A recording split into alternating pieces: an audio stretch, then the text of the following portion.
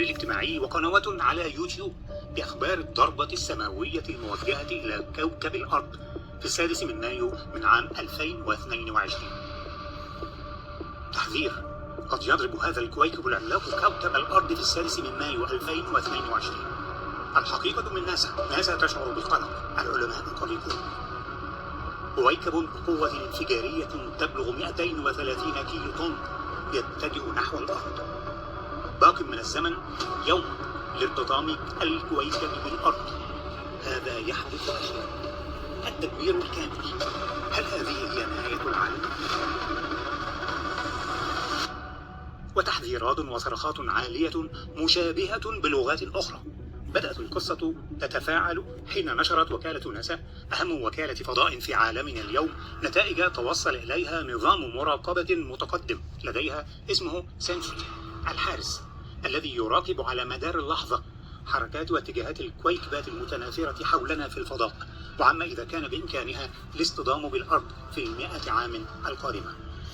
أصدرت الوكالة تحذيرا طارئا عن اتجاه كويكب نحو الأرض في وقت مقدر في السادس من مايو 2022. وتفاعل بعض الخبراء فذكروا أنه إذا اصطدم مثل هذا الكويكب بالأرض فسوف يتسبب في انفجار يعادل تفجير 230 كيلو طن من الديناميت، أي طاقة انفجارية أقوى بنحو 15 مرة من القنبلة الذرية التي دمرت هيروشيما في اليابان في عام 1945. ولكن من يبذل جهدا بسيطا للاطلاع على التقدير الأولي للوكالة سيجد أنها ذكرت أن هناك احتمالا بنسبة 0.026% أن يصطدم هذا الكويكب بالأرض، وهو احتمال ضئيل يعود أساسا إلى التوصيف المنخفض لمدار الكويكب، والذي يولد منطقة عدم يقين تزيد على 16 مليون كيلومتر، مما يعني أن هناك 99 فرصة لئلا يتسلل هذا الكويكب فيظل في مدار يبعد عن الأرض بمقدار 16 مليون كيلومتر. ومع ذلك إن الأخبار الكاذبة تنسخ نفسها بشكل سريع على الإنترنت مع بعض الاختلافات الصغيرة بينها، ويبدو أن كل نسخة من القصة أكبر الأخطاء في كل هذه المواقع هو خطأ بسيط في تقدير قطر الكويكب. إن القطر الحقيقي المقدر للكويكب وفقا لما هو منشور على موقع ناسا هو 0.013، أي 13 مترا فقط، وليس كيلو متر و300 متر كما ورد في جميع هذه المنشورات وفي مقدمتها. الزعم بأن الكويكب المهاجم بحجم هرم الجيزة الأكبر.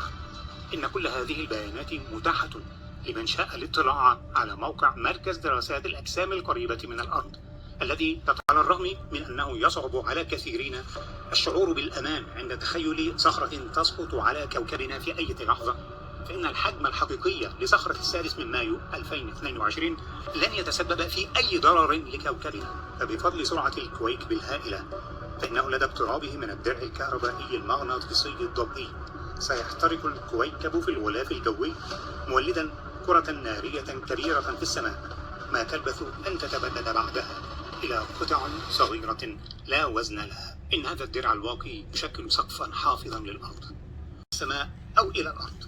انفرد بالإخبار عنه قبل 14 قرنا في الآية 32 من سورة الأنبياء: وجعلنا السماء سقفا محفوظا وهم عن آياتها معرضون. 2022 بسلام بعيدا عن الأرض بإذن ربه، ضمن قوافل أجسام مثله مرت بالقرب من الأرض على مدى ملايين من السنين دون أن تشكل تهديدا حقيقيا للحياة عليها. فليصرخ من شاء إنها نهاية العالم، أو لا يصرخ، فالمؤمن موقن بقول ربنا سبحانه في جزء من الآية 2 من سورة الفرقان: وخلق كل شيء فقدره تقديرا. تغيير أو عملاق بالأرض فإنه سيكون قدرا إلهيا مقدورا. أما نهاية العالم أو أمر الساعة فإن وقوعه سيكون